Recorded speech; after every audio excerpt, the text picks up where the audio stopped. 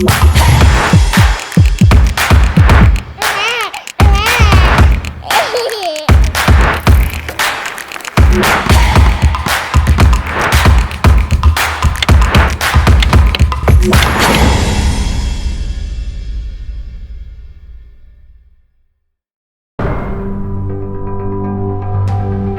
emision mundësohet nga ISP Broadcast. Shikues të televizionit Arbëria, mirë se po takome edhe këtë pazite këto në detaje. Atër përshëndetje dashur shikues, edhe mirë se po takohemi sërish në emisionin e sotëm, pas një dite të gjatë, por të këndshme Ila, po që e patëm gjatë ditës. Është një gjallshme për neve. Dje me 6 maje kemi pas një manifestim që është bërë për nder të 620 vjetorit të ditëlindjes së kryeheroit tonë kombëtar Gjergj Kastriotit Skënderbeu.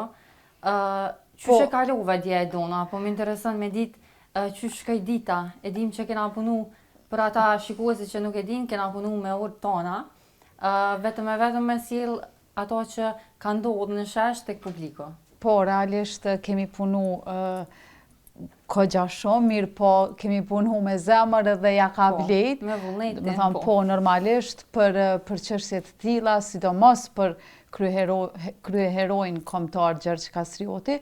Atëherë unë edhe publikisht po du me falenderu edhe njëherë korporatën Kryezio dhe organizatën Shqiptaria, të cilët e mundësuan këtë ditë, këtë manifestim madhështor në shesh, ku pjesëmarrës pra ishin figura të shuara të kombit. Gjithashtu, pjesëmarrës ishte edhe stërnipi i Skënderbeut Loris Kastrioti dhe shumë këngëtarë të cilët performuan deri në orët e Unë gjithashtu e dona përpos organizatorëve, i kisha falenderuar edhe stafit në televizionit Arbëria që nga i vogli deri të maj madhe dhe të themi kështu e kanë bërë një punë të palashme dhe një punë jashtëzakonisht mirë. I kisha falenderuar kështu publikisht.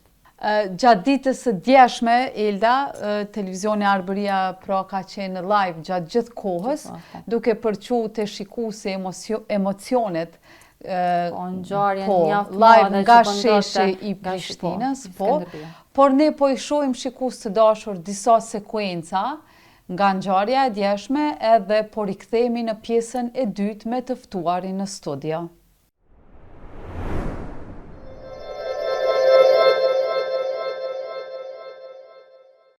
Përshëndetje të gjithëve. Përshëndetje të nderuar shikues të televizionit Arbëria, jam këtu me stërnipin e heroit Gjergj Kastrioti Skënderbeut, Lorisin. Përshëndetje të gjithëve. I am very happy to be here for this special celebration. I am honored to represent the family and most of all in such a beautiful organization, because we need this to preserve the national identity. It's very important that we make the world understand how great has been Albania, how great is yet Kosovo, and so I hope that we will celebrate every year the birthday of Gjergj Kastrioti. So thank you for this welcome. It's not to me, it's to the surname Kastriota Skënderbeu, because my surname, and I am proud of it, is Kastriota Skënderbeu. I have been with a lot of journalists. This is important. Your work is important because we need it to make all the people know what happens here in Pristina. I hope that next time there will be more space for this celebration, because they gave us a little space. They gave authorization for another tent, and so we have not so much space, but everything is going good. Everything, all the people is happy, and this is the important. Yeah, thank you very much. Thank you, and faleminderit shumë për të gjithëve.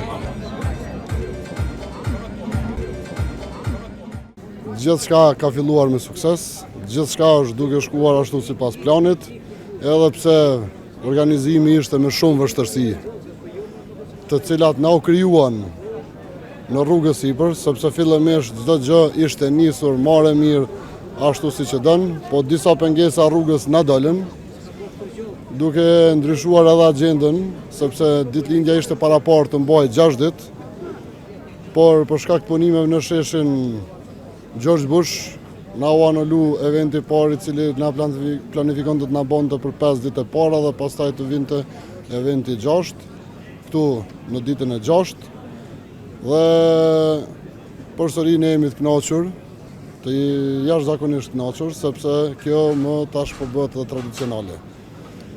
Vetëm atmosfera ka filluar, kanë filluar të vinë me autobus nga Tuzi, nga Tirana, nga Saranda, sa po në lajmëruan që kanë ardhur edhe një autobus me qytetarë tonë shqiptarë. Mërgjimtarët kanë filluar qysh dje me ardhë, grupi arbrezhve kam rri qysh dje në orët e vona, gjithashtu edhe ai nga Argentina, dhe jemi shumë të lumtur sepse po na vinë plot shqiptarë që duan më të vërtet shqiptarien dhe kombin tonë hynor, kombin tonë të shajt shqiptar. Çdo gjë është duke shkuar për mrekulli. Sapo më kanë njoftuar më parë që ka përfunduar edhe debati për Institutin Albanoregjik, për Gjergj Kastriotin që është në Institutin Albanoregjik, dhe kështu tani do të fillojnë të vinë grup moshat rrugës me flamura, me fëmijët, dhe do të performoj sheshi sot Kuqezim. Zotëri Kryeziu ju përgëzoj për këtë manifestim edhe ju uroj gëzuar ditëlindjen e 620 të Gjergj Kastriotit Skënderbeu. Faleminderit gëzuar dhe ju, gëzuar të gjithë atyre që ndjehen shqiptarë, sepse Gjergji na bashkon, Gjergji është ai që themeloi, është ati themeltar i kombit armënor shqiptar, kështu që ne kemi festuar gjithmonë ditëlindjen e atit tynë të shejt Gjergj Kastriotit, por që 2 vite së bashku me organizatën Shqiptaria, tani më këtë po e festojmë me gjithë kombin shqiptar anë mban. Dhe kjo është një rrugë e mirë që tregon se populli ka filluar të dalë nga ajo gëzhoja, nga ajo ngurrimi, të tregoj që është shqiptar i vërtet.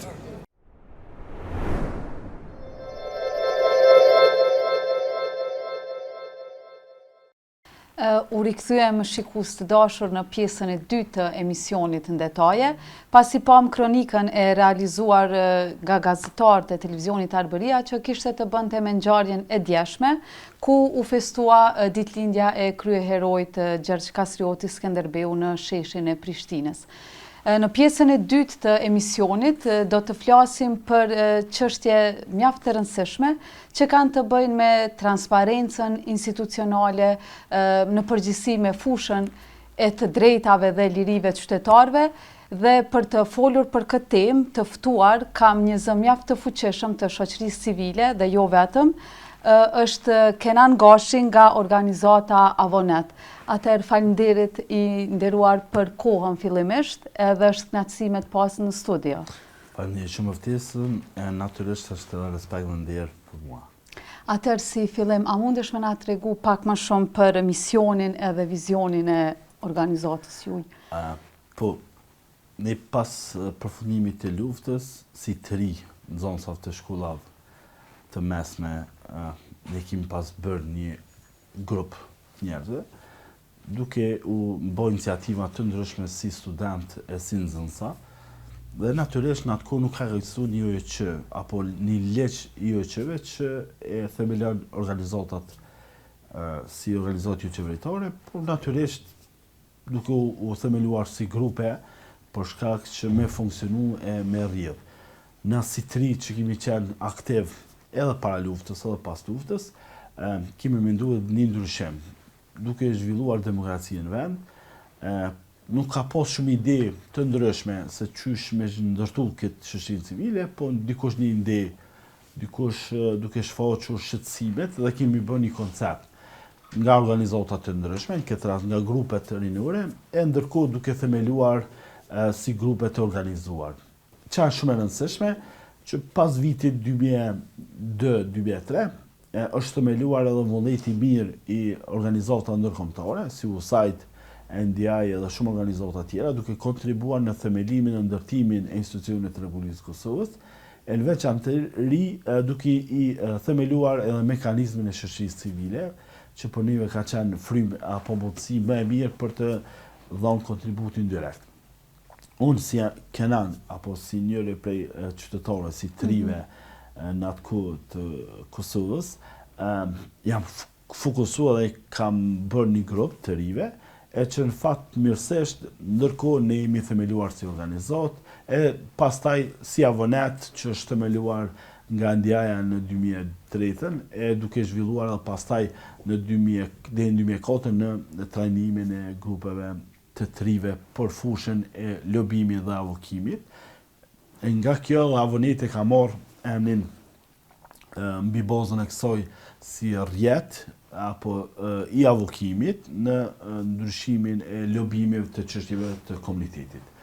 Mbi bazën e kësaj ne jemi rrit, jemi fuqizu dhe jemi specializuar në fusha të ndryshme dhe duke rrit mundësien si orientim në nivel lokal, në atë kohë në komunën e Ferizojt, pastaj duke i rrit kapacitetet të rive të reja brenda avonetit, si vullnetar e pastaj si strukturë organizative brenda avonetit, duke i përmendi disa prej emra shumë veçantë që në atë kohë ka qenë frymë si çështje në Kosovë është rrjedha nga shoqëria civile, ne kemi tashmë zyrtar shumë të lartë, prokurorë, gjyqtar që kanë qenë frymë nga shoqëria civile në Ferizaj, e që janë bërë figura shumë të rëndësishme duke marrë aftësitë dhe kapacitetet të tyre që i kanë ndërtuar nga fryma e shoqërisë civile.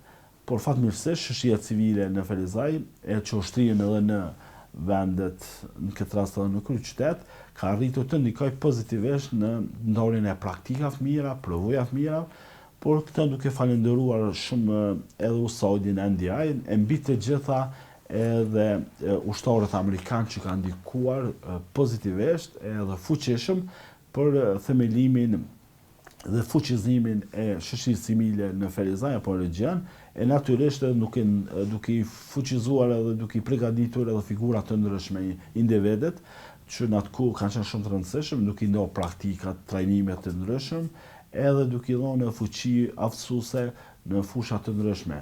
E fatmirësisht Ferizaj ka pas këtë përparësi për shkak që ka qenë bonstili afër, e që ka qenë në regionin tonë, në këtë rast në Sejf të Ferizajt, e natyrisht duke i dhënë edhe mundësi më të mira në ngritjen e kapacitetit të këta individet, e natyrisht materialisht duke e fuqizuar si qytet, e ky qytet ka rritë mundësinë edhe të zhvillohet të ndërtojë edhe të krijojë figura të rëndësishme në vend.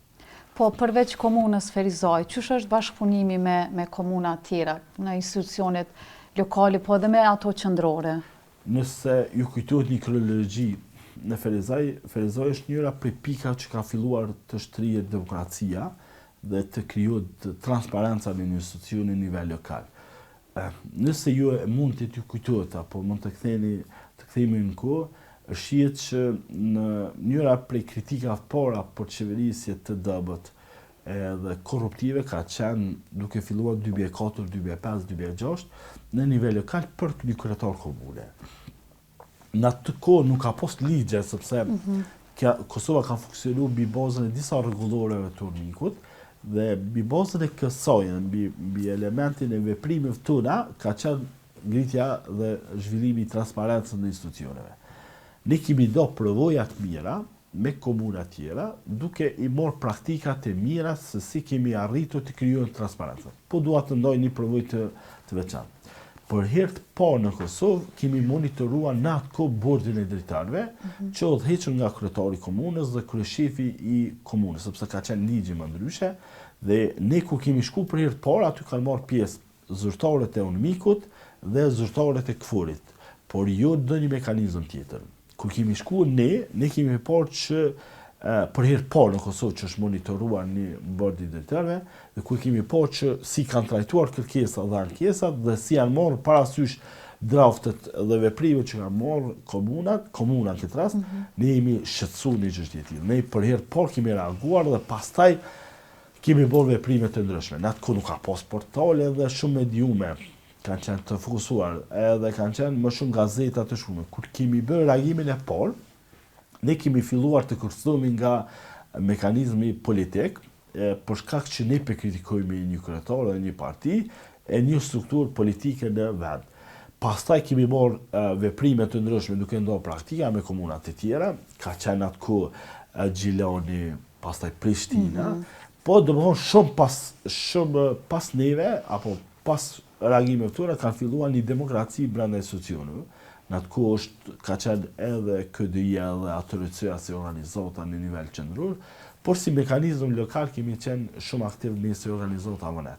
Pastaj duke u krijuar këtë pozitë avokuse dhe lobuese kemi arritur që të dojmë provojat, sepse nëpërmjet avokimit dhe lobimit kemi synu që të krijojmë një shoqëri të hapur, demokratike dhe të ndërtojmë një transparencë llogaridhënie të zyrtarëve ndaj publiku dhe në këtë rast qytetarëve. Mbi bazën e kësaj e kemi krijuar edhe misionin dhe qëllimin e abonetit. Po, sa janë të angazhuar qytetarët në raste të tilla? Aktualisht, nëse flasim për demokracinë në vend, me bën një krahasim 15 vjet, Kosova ka krijuar një angazhim madh të qytetarëve aktiv. Tash kemi padija ndaj institucioneve, kemi angazhim të shoqërisë civile, ne kemi një numër të madh të organizatave të shoqërisë civile me numër, po me rritjen e fushës vullnetarisë për demokraci dhe mbi drejtat e qytetarëve, na pak organizata punojnë në këtë fushë, në këtë segment. Më shumë kemi organizata tashmë të themeluar nga zyrtarët publik, sesa nga anëtarët e shoqërisë civile që janë kryekpot që arritën nga fusha e veprimit të tyre. Por qytetarët tashmë kanë një mekanizëm mbrojtës, sepse edhe aspekti i ligjeve dhe bazës së mbulimeve ligjore është pak më ndryshe se shumë vite tjera, por sësa është përsuar kriteri, baza dhe mundësia për të reaguar nga fushë vullnetaria me të cilën ne si anëtarë të shoqërisë civile kemi bërë për vitet e tëra, me bën një përqindje, një krahasim, ka shumë pak aktivizëm qytetar se sa që ka pas mundësi me qenë në periudha si që është zhvilluar dhe si që është krijuar baza ligjore. Tashmë, Kosova ka një ligj mbi çështjen e dokumenta publike, e ka një mekanizëm që siguron dhe garanton lijimin e drejtave të tilla, edhe kjo një mos ndëshkimore për ata që s'lejojnë. Mbi këtë pikë, me shiku se sa kërkesa bëhen, mbi bazën e asaj që është nevoja, shumë përqindje holën në raport me këtë, nga ajo që bën shoqëria civile dhe mediumet. Po ju ndonjë grup i organizuar qytetar që thonë do të më bëj këtë avokim. 5 vitet e fundit është rritur edhe një veprem, një praktike mirë, auditimi social që është bërë, që përmet auditimit social kemi arritur që monitorojnë jo vetëm avoneti, por shumica organizata shoqërisë civile që të plotësohet ose të përmbushet ajo përgjegjësi që i takon në rritjen e llogaridhënies dhe transparencës si të zyrtarëve, përgjegjësve, por ashtu edhe të menaxhimit të parave publike. Tashmë nuk ka apo nuk krijon mundësi vetëm thuhet menaxheri i projektit ose zbatuesi i projektit mund të desë çka të bëjë, sepse tash nëpërmjet auditimit social, si teori, si koncept i ri, mund të shikohet se çka po bëhet. A ka aktivizëm në këtë fushë? Pak ka aktivizëm, domethënë. Çdo komunitet mund të organizojë një grup qytetar për të krijuar llogaridhënien apo për të bërë llogaridhënien e zyrtarëve publik apo përgjegjësve në qarqe paros publike. A du të ketë ma shumë, du të ketë, por tashmë nuk ka asnjë zërat që mund të mos ketë parandalim në një dukuri. A ka dukuri dhe veprime që duhet të bëhet parandaluese, jashtëzakonisht shumë mirë, që duhet të luftohet edhe parandalohet në këtë rast. Kosova, si shoqëri, kemi një mundësi më të mirë të aktivizimit të komunitetit, apo si qytetar aktiv, edhe ka mundësi mu luftu e mu parandalon shumë dukuri negative. Duke filluar prej vendimarrjes, për heqjen administrative që bojnë institucionet e Republikës Kosovës, që shkelje me radhë e të drejtat njerëzit, edhe të drejtat si vetë si qytetar, e deri te rastet e korrupsionit, dyshimet për keqpërdorim, keqmenaxhimit, e deri te abuzimit që bën zyrtarët publik ndaj përgjegjësive që kanë ndaj qytetarit edhe ndaj detyrës që e morrin edhe që duhet ta kryejnë. ne si standard kemi arritur shumë. Na në parev letra kena shumë mundësi të shumëta, por në realizim praktik jemi jashtë një standardit të duhur, që ndoshta krijon rrezik potencial për të pasur një standard stabil në mundësimin si në kryen e detyrës zyrtare të një zyrtari publik, deri te implementimi i projekteve infrastrukture apo të aspektit shëndetësor, arsimor. Në koncept jena mirë kështu, por nga njerë kemi vretur dhe kemi parë që zyrtarët as të kuptojnë konceptin e detyrës dhe përgjegjësisë që kanë. Po, ndoshta mund dalë edhe te kjo çështja, veç se u përmendën qytetarët edhe pa ditë, jemi krejt vetëdijshëm që bëhet një padi, po çka pastaj? Do të thonë çush po shkon ky procesi, sepse zakonisht padit bëhen, po mandej bllokohet çështja dhe nuk shkon deri në fund. Ne jemi të vetmit, apo njëra prej organizatorëve të vetmit në Republikën e Kosovës, që kur e identifikojmë një çështje që ka vepër penale, e procedojmë në Prokurorinë e Shtetit. Kërkojmë kërkesë për inicim të hetimit, ashtu e kemi praktikë dhe model me bë. Pas identifikimit të gjetura tona, shkeljen me të cilën ne dyshojmë që ka bërë, edhe provat argumente se i mërorisë. Ne kemi inicuar raste ndaj prokurorëve të cilët kanë mbyllur raste dhe kanë pezulluar raste me të cilët nuk e kanë hetuar mirë. Kemi pasur dilema që veprime hetimore nuk janë bërë në bazën e ligjit dhe kemi kërkuar të bëhet rivendosje apo të rikthehet në një rihetim. Kemi pasur raste të tilla. Me rastet e tona me të cilët kemi iniciuar raste, ka raste të dënuara me aktgjykim të formës prerë, njerë që janë gjykuar e kanë marrë dënimin e merituar e prej disa prej tyre edhe burg, e që është rezultati joni. Ne kemi raste të tilla.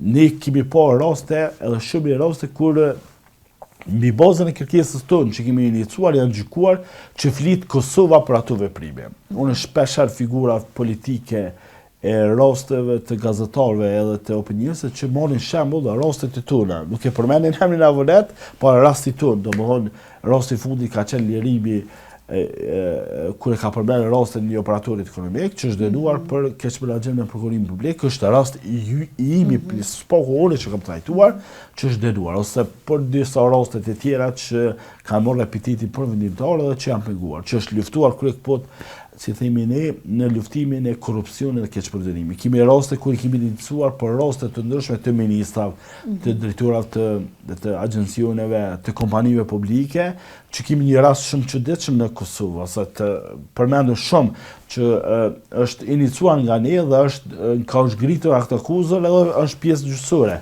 Është rasti joni me të cilën e kemi iniciuar. Rastet të ndryshme të korrupsionit në nivel vendit, që për shkak neve janë marrë mosat edhe veprimet konkrete për raste të tilla dhe mbosh parandalimet. Çka shumë e rëndësishme që qytetari duhet të shfrytëzojë mjetet juridike. Si shfrytëzimi i mjetit juridik janë mekanizma me të cilët duhet të ndjekin. A kemi nivelin e qytetarëve për të shfrytëzuar këtë mjetet juridike ju, sepse shpeshherë ata nuk besojnë më pari në institucion që duhet me bëni padi, e pastaj nuk i ndiqin mjektat e tyre juridike. E çka më së keqti, nga njerë edhe avokatët manipulojnë me këtë kategori shoqërore duke mos hartuar padi në bazat e standardit për të pos mundësi me shfrytëzu të drejtën tyre dhe për të fituar rastet e tilla. Si shoqërimi pa përgatitur për nivelin e drejtat të njerëzit edhe shfrytëzimin e tyre, ka shfrytëzimi të mjetit juridik në ndjekjen e rrugës ligjore që ndoshta ata mund të fitojnë në rastet e tyre. Por besoj edhe shpresoj që qytetarët kanë mu vendisu edhe kanë me ngritur aftësitë e tyre për të shfrytëzuar mjetet juridike.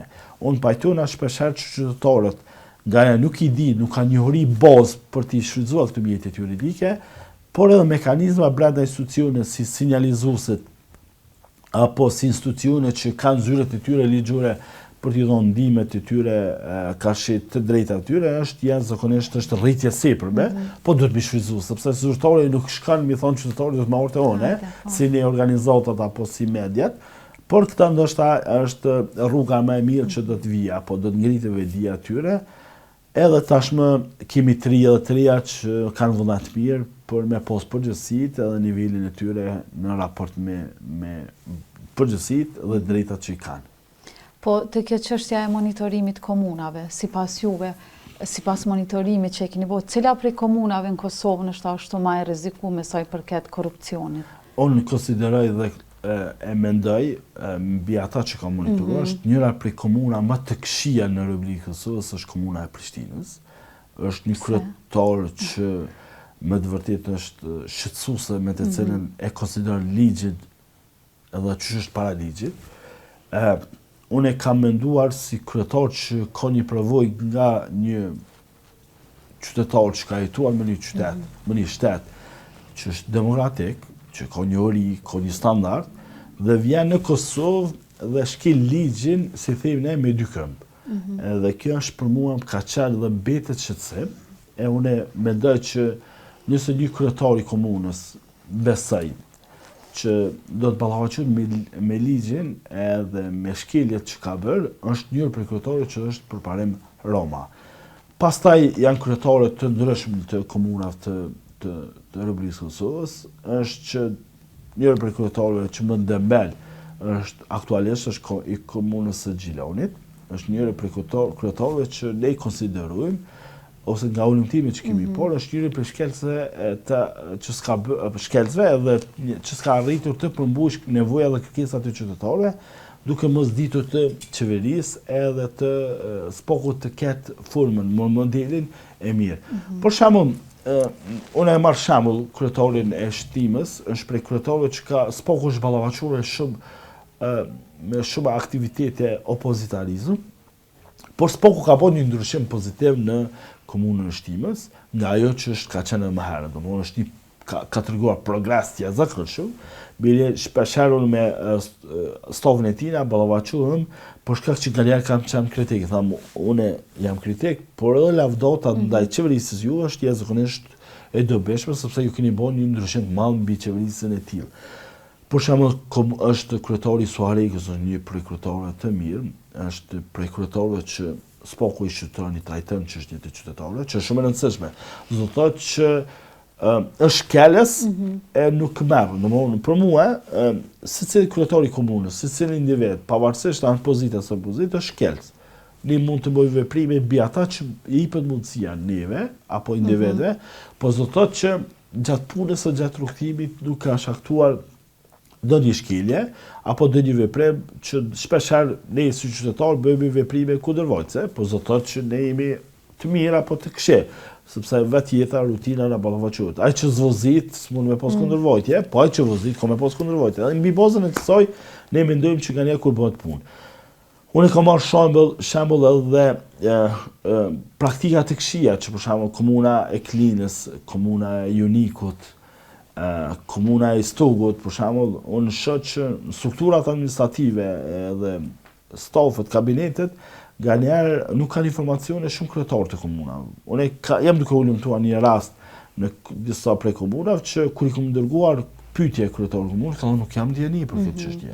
Është shumë shqetësues i tillë. Ose për shembull kryetari i komunës së Vitinës, është prej kryetarëve që është kritik, me kritiku zemërohet, shqetësohet, por natyrisht të konsulton për shumë veprime të tilla, edhe është pozitiv. Ose për shembull Besimi Laozi, komunës së Kaçanikut, nuk shihet që ka bërë një punë, po është stabil në shkeljet ligjore. Domthonë nuk mundesh me gjetë një shkelje ligjore apo një konstatim të veprës penale që mund të rrezikohet. Për shembull Drenosi, për shembull ndoshta e banalizoj veprimet e tyre, por në raste të caktuara është shumë strikt për shkeljet të tilla. Ne kemi reaguar për shumë çështje e konkursit të tillë, edhe veprimet e tilla. Ose për shembull ne jemi kritik i ashpër ndaj komunës Prizrenit për shumë çështje me të cilën procedurën në mënyrë administrative ose procedura prokurimit. Por kërkesat e tona janë shumë të arsyeshme edhe vepruese ndaj kryetarit, domthonë e ndal, e shqyrton, e analizon, por është shumë e rëndësishme që ka një formë edhe një model që qeverisë edhe që percepton veprimet e tilla. Për shembull kryetari i komunës së Pejës, si kryetar, domthonë e trajton çështjen, e merr, e shtjellon, varet se si apo individët që kanë modelin e qeverisë në strukturat me të cilën e bën. ose kryetari komunës së Podijevës, nga njerë është të çuditshëm ai se si vepron edhe se si e shndron konceptin e tij në qeverisje, ose se si mund të arrijë synimet e tilla. Në këtë nivel lokal, në nivelin qendror, për shembull, me bë dallimi për ministrisë në ministri. Me morsha, unë kemi qenë zëshëm me Ministrinë e Shëndetësisë. Është prej sekretarëve që brenda orës të kthen përgjigje është njëre prej sekretarëve Naim Bardiçi është. Ne kemi qenë kritik, vazhdojmë të jemi kritik, kemi iniciuar raste për sekretarin e Ministrisë së Shëndetësisë, por ai merr mosa për mu befasu veprimet e tilla në veprim me të cilën ai merr, i trajton kërkesat, i merr parasysh shqetësimet edhe gjeturat me të cilën ju prezanton, por si dikaster është i gjërë, nështë ka probleme. Ministria e Infrastrukturës është për ministrive ka njerë që të kryen një përshtypje, a funksionon në atë institucion diçka mirë dhe drejtë. Personalisht e një sekretarin e ushtruesin e detyrës, zëvend sekretarin e kësaj ministrie, dhe nga njerë personalisht e thras, me thonë, pëse s'po trajtuar më bërë 30 det, nuk trajtuar një kërkesë që adresojmë. Ka dikastere të ndryshme në këtë institucion që befasohesh për veprimet që janë shumë shqetësuese. E çka ndodh për shembull ne në rastet e tilla i procedojmë blonde. Nëse ne jam që për shembull jena me ministrin, me inspektorin, kryeinspektorin e Ministrisë Mjedisit dhe Planifikimit të Hapësirës dhe Infrastrukturës për mos veprim. Ne kemi paralajmëruar që nëse ti nuk vepron, për shkak heshtjeve të tua të vazhdueshme, ne do të fillojmë mos disiplinore me kërkesë për marrjen e mosa disiplinore mbi mekanizmin institucion. Mosveprimi është shkelje. Nuk mundesh me heshtje për një shkelje me të cilën krijohen dëme në teren apo ju krijohen dëme qytetarit nga heshtja jote. Je thirrur ti me kry punën. Kosovë ligjet janë të pa shtjellume edhe pa vënë mundësi për të marrë mosa. Nga njerë veprimet që shkaktojnë dëme nuk janë vepra penale, po janë procedura administrative.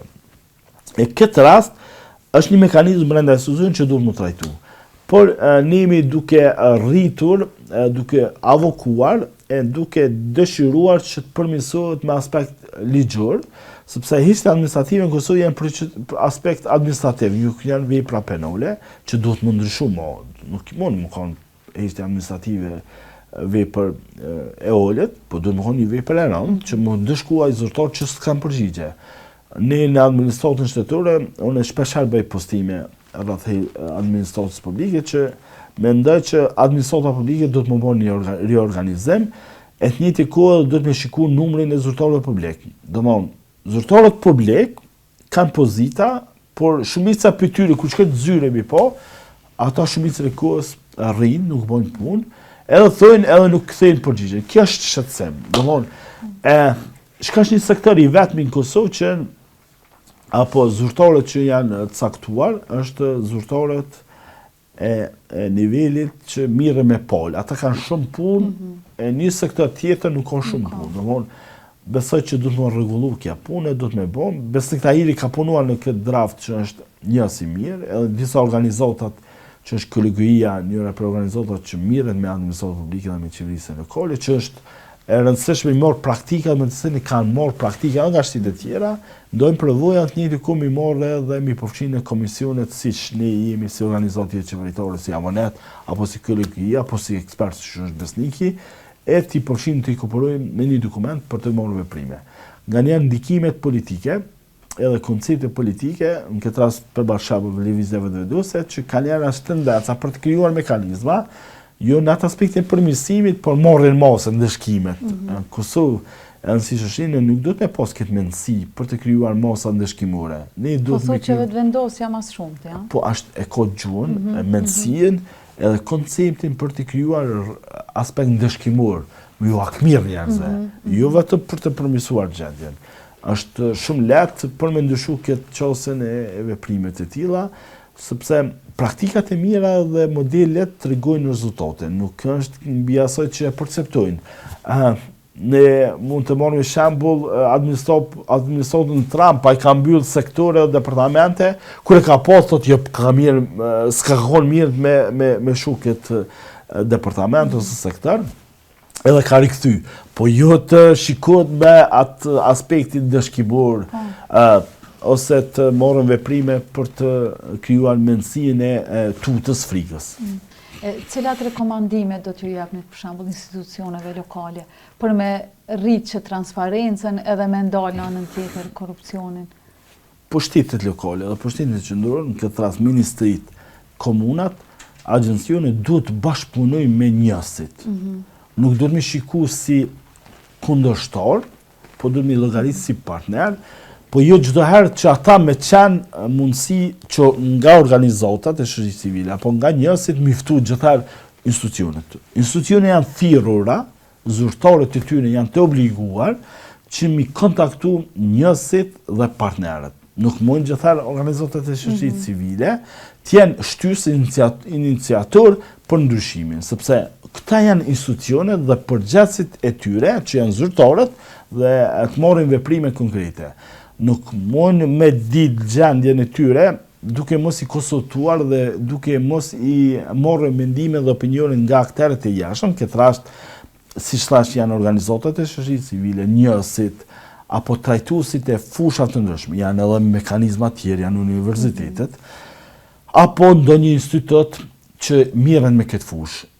Ne nuk kemi por praktikat mira që kanë marrë shembull, me thirr prokurorin ose hetuesit për çështje me të cilën janë. Ne asnjëherë nuk kemi por një bashkëpunim që ka inicu një mekanizëm, këtë rast ministria apo komuna me thirr me bën një tryezë, me thonë ne për vitin kalendare kemi po auditori ka bërë gjetje këtu, edhe ne si gjetës, apo ne si mekanizëm që jemi targetu si shkele, si çështje, ako mundësi më ndihmu neve qysh me zgjidh këtë problem. Nuk kom po ndonjë praktikë të tillë.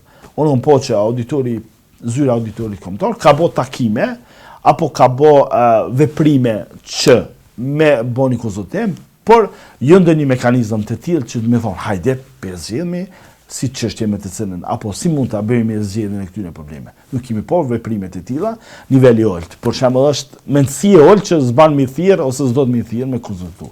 Këto janë dukuri negative. Do më largu nga kjo mendësi për me bën një çështje të tillë. Unë si kenan si i ri, kur kam qenë në moshë të re, unë gjithë tani kam marrë rekomandime, sugjerime, do kam marrë përshtypjen, mendimin. Për të tjerë pak problem kështu si. Për të tjerë për me përmirësu, unë kam pyetur çish mundë me po avoneti me një prizëm tjetër. Por nëse si kishna marrë opinionet e tjera, ose kishna mujt me po dikimin tonë ose punën tonë me të cilën më duhet të shtrojmë. Dhe është praktike mira me marrë institucione një çështje tjetër ose një lider me të cilën ministri dhe sekretarët janë rëndësishëm për një nivelin e parjes së imazhit për një institucion apo për dikasterin e tyre që udhëheqen dhe duhet ta shohin, a do të më zhvilloni politikë më ndryshe, a do të më ndryshu kjo zemë administrative apo ky ligj, dhe duhet me po. Unë s'kam por as kryeministrin e vendit, as presidentin, as ndonjë ministër që ka thirrur aktorët e jashtëm dhe thotë hajde të bisedojmë dhe të shqyrtojmë një çështje të tillë. Rastet e tilla mungojnë dhe duhet janë të domosdoshme që s'pokun dy herë në vet të trajtojnë gjithrat e shoqërisë civile në raport me mekanizma apo me çështje me të cilën kanë institucionet apo monitorues të hulumtuese që bëjnë, apo vetë nga anëtarët e shoqërisë civile që kanë identifikuar nevojat dhe kërkesat. Ne kemi 2 milion gjysmë që ndajnë Ministria e Kulturës projekt buxhet për projekte të organizatave shoqërisë civile, ti shikosh aty lërsoj që ato anëtarë të shoqërisë civile, kush janë ato organizata që bëjnë aktivitete, ti nuk mundesh me marrë me mend që nuk mundesh me vrit aktivitetet e tyre. Po kur ti posh se sa ndojnë për rini, domthon as 20.000 euro s'dojnë, domthon planifikimi apo buxheti është 2 milionë gjysmë. Është shqetësuese një çështje e tillë. Apo kena Ministrinë e Zhvillimit Rajonal si mekanizëm shumë i rëndësishëm. Çfarë buxheti ka ndoar qeveria e Kosovës së Kuvendi, po një mekanizëm shumë të rëndësishëm. Sa punë bën një ministri e tillë, kur ta bësh një krahasim me një ministri të tillë tjetër, çfarë buxheti ka është jashtëzakonisht shumë shqetësuese. Domthon, edhe standardet me të cilën e vlerësojnë projektet që shqipin, edhe me të cilën ata e vlerësojnë se sa ndikojnë pozitivisht në komunitet. Atëherë zotri Gashi, unë të shpresu që kjo gjendje ka me ndryshu, kjo edhe falë angazhimit juaj, unë po du me të falenderu shumë për kohën, edhe për krejt këto informacione që na i dhe neve dhe gjithë shikuesve. Më së pari është kënaqësi që jam pjesë e studios juve, edhe që ndaj praktika të mirë e përvoja që janë shumë të rëndësishëm. Besoj që këtë debate japin mundësi s'pako t'i motivoj njerëzit, bisturet dhe rezultatet që kanë jo vetëm avoniti, po njerëzit, individet, edhe ndoshta dhe vetë emisioni ju jep mundësi që s'pako të merë kurajo, një qytetar, apo një organizat, apo ndë një komunitet për të ndryshuar gjendjen e tyre, apo me vepru. Unë di edhe shumë storie të suksesit në nivel vendi, që ndoshta kanë rrjedhë si iniciative nga individet e mos losën nga organizatat që kanë pasur suksese. E kështu që provojat edhe tilla është mundësi e mirë që më jepet apo ndaj provoja tilla me ju si udhëheqës së kësaj emisionit, po natyrisht edhe nga studiat e juaja që mund të përfitojnë s'pako qytetarët. Knatësi gjithmonë. Atëherë shikues të dashur, mu nuk mbetet asgjë tjetër përveç se më ju përshëndet dhe me ju uru një pasdite të këndshme.